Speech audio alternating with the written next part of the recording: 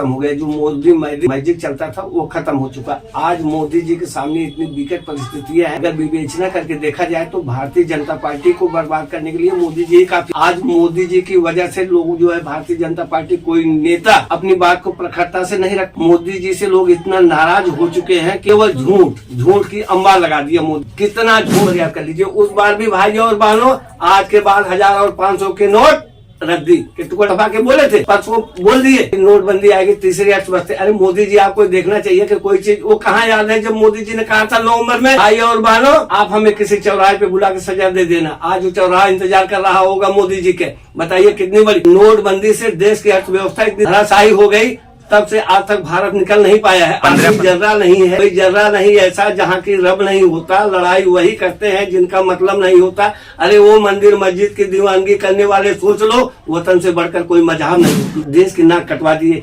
ये बहुत कड़वी बात कर रहा हूँ। आप बताइए, भारत देश की आबादी 142 करोड़ 80 लाख हो गई है यूएन के रिपोर्ट के मुताबिक। अब सोचिए कि यहाँ पर 80 करोड़ लोगों को जो है राशन दिया जा रहा है। राशन फ्री के थोड़ी आ रहा है, तो दिया जा रहा है। दूसरे देश में निंदा नहीं हो रही है। भारत में इतनी ज्यादा भुखमरी है कि सरकार उनको राशन खरीद करके दे रही। छोड़िए इस बात को। फाड़ नेता कांग्रेस आई तबाही लाई, मोदी जी कह रहे हैं। मोदी जी के बातों का असर जो है, जादू खत्म हो गया। जो मोदी मैजिक चलता था वो खत्म हो चुका। आज मोदी जी के सामने इतनी विकट परिस्थितियां हैं, अगर विवेचना करके देखा जाए तो भारतीय जनता पार्टी को बर्बाद करने के लिए मोदी जी काफी है। आज मोदी जी की वजह से लोग जो है भारतीय जनता पार्टी, कोई नेता अपनी बात को प्रखरता से नहीं रख पाता है। मोदी जी से लोग इतना नाराज हो चुके हैं कि केवल झूठ की अम्बा लगा दिया मोदी जी ने। कितना झूठ बोला इन्होंने, जितने वादे बोले देश के लिए। देश की जनता खुश हो गई कि मोदी जी बहुत अच्छा हमारे देश के लिए नेता मिले हैं, कुछ करेंगे, कुछ कर गुजारेंगे। बड़ा संतोष, बड़ी खुशी थी। लेकिन मोदी जी केवल चुनाव प्रचार दिखाई देता है। अब आप सोचिए, ये देश का प्रधानमंत्री जिसकी बहुत बड़ी गर्मियां होती है, वो विधायक का प्रचार करता है। अब जबकि प्रधानमंत्री के ऊपर नैतिक और जिम्मेदारी देश के प्रति कितनी होती है वो भूल जाते हैं। अब कोसने का अपना काम न गिनाने के बजाय कांग्रेस की गलतियों को गिनाते रहते हैं। अभी कहां तक बात होगी आप बताइए। 5 राज्यों का चुनाव संपन्न होने 2028 तक अनाज मिलेगा लोगों को। अब विवेचना करके इस बात को देखा जाए, 2028 तक अनाज क्यों मिलेगा? क्या पिछले जितने दिनों से राशन मिल रहा है, भारत को मजबूत नहीं किया गया? भूखमरी, गरीबी अंशकालिक अच्छी लगती, थोड़े दिन के लिए अच्छी लगती। अब 5 साल और आपने बढ़ा दिया, 28 आज हो गया 23, 5 साल इधर बढ़ा, 2 साल इधर बढ़ गया। तो ये फ्री राशन तो आ नहीं रहा भाई।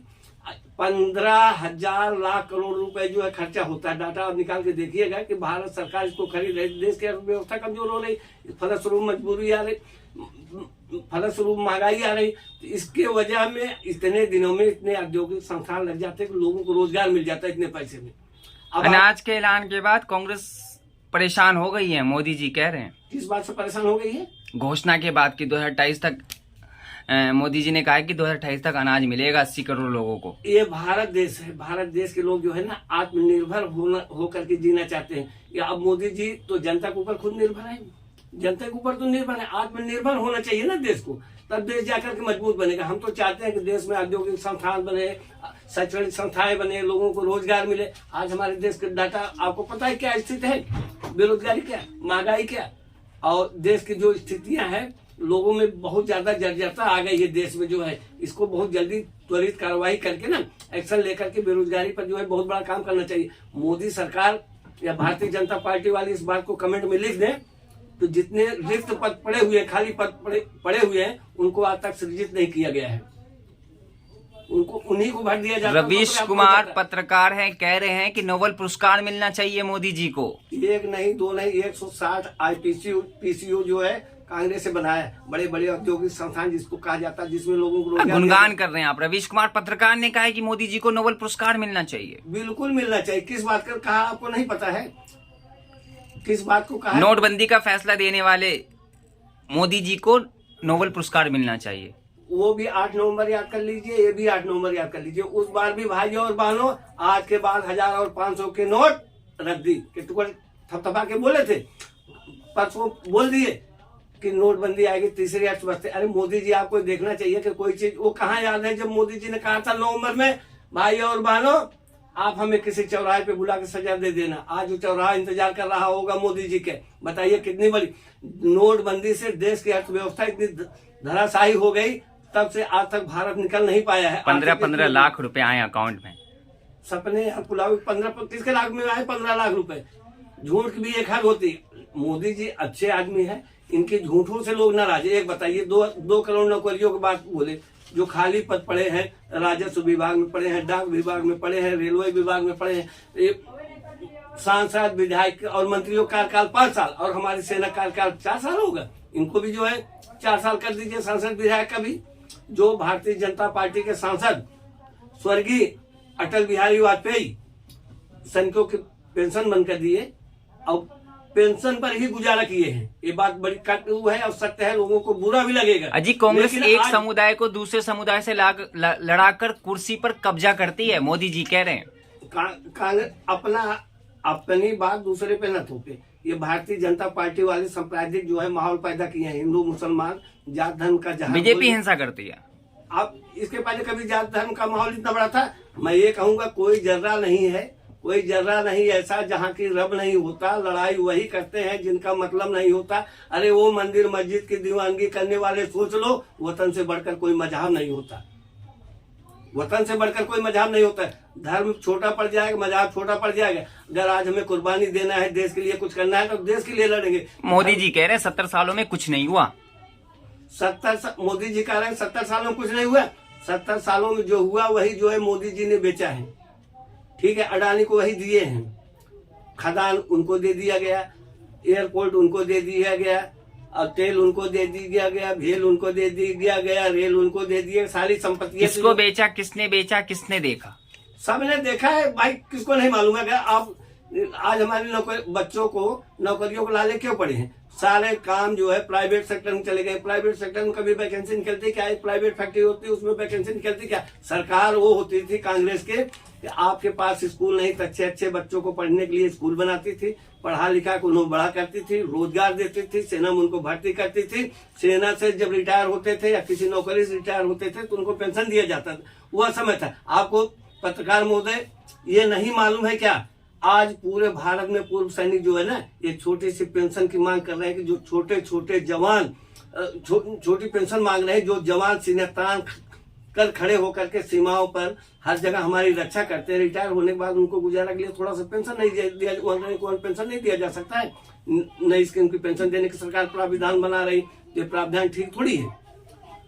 अब तो मोदी जी के कार्यकाल का पता जो 3 तारीख को जितना आपका डंका बजा है, देश में मोदी मोदी हो रहा है। देश में मोदी किस वजह से होगा भाई? मोदी मोदी तो हो ही रहा है, लेकिन निंदा से होते रहे कि बेरोजगारी इन्होंने नहीं कंट्रोल कर पाया, महंगाई नहीं इन्होंने कंट्रोल कर पाया, बढ़ती हुई आबादी को नहीं कंट्रोल कर पाया। कंट्रोल किस बात के किए हैं बताइए? महिलाओं के सम्मान की बात हर जगह करते हैं, पालवान बेटियों का अपमान आप देख लीजिए, BHU IIT का मामला आप देख लीजिए। आज बेटियां परेशान हैं। लखनऊ के इको गार्डन में जो है ना, डायल 112 के जो कर्मचारी हैं वो परेशान। 18,000 करने की मांग हो रही है, 12,000 रुपए सैलरी है उनकी। तो ये वाजिब मांग है। जो काम करेंगे और राजपत्रित अधिकारी के अंडर में काम करेंगे, सरकार के काम करेंगे, तो क्या उनकी तनख्वाह? छोड़िए, देखिए जावेद अख्तर ने कहा है कि भारत में लोकतंत्र हिंदुओं के कारण बचा हुआ है। अब बताइए। देखिए, लोकतंत्र की रक्षा हिंदू भी कर रहा है, मुसलमान भी कर रहा है, सिख भी कर रहा है। आज हमारा देश चल रहा है ना, तो न हिंदू से चल रहा है, न मुसलमान से, न सिख से, न ईसाई से। अगर चल रहा है तो संविधान के बदौलत चल रहा है। उसके मोदी की वजह से विदेशों में भी डंके बज रहे हैं। भाई साहब, मोदी जी ने ना देश की नाक कटवा दी है। ये बहुत कड़वी बात कर रहा हूँ। आप बताइए, भारत देश की आबादी 142 करोड़ 80 लाख हो गई है UN के रिपोर्ट के मुताबिक।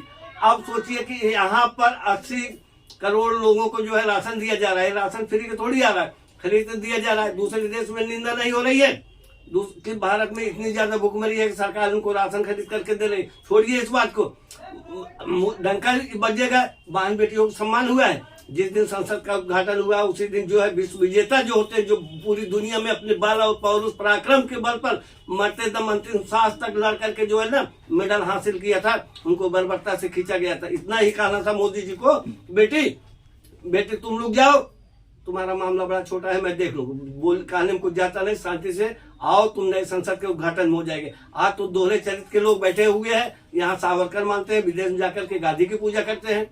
ये कहीं पद चिन्ह पर चलो भाई, या तो सावरकर के पद चिन्ह पर चलो या तो गांधी के पद चिन्हों पर चलो। आप लोग कह रहे हैं 2024 में मोदी और 2029 में योगी। भाई 2024 में अहम और बहम का बहुत बड़ा मामला होता है। आप समझ लीजिए, जब मोदी जी लाल किला के प्राचीर से बोलते हैं झंडा उत्तोलन के समय में 2024 में मैं आऊंगा, तो मोदी जी से मैंने तुरंत ही सवाल पूछा था मीडिया के द्वारा, मोदी जी आप अहम के शिकार हो गए हैं कि बहम के शिकार हो गए? भारत एक लोकतांत्रिक देश में है, यहाँ संविधान के हिसाब से 5 वर्ष में चुनाव होता है।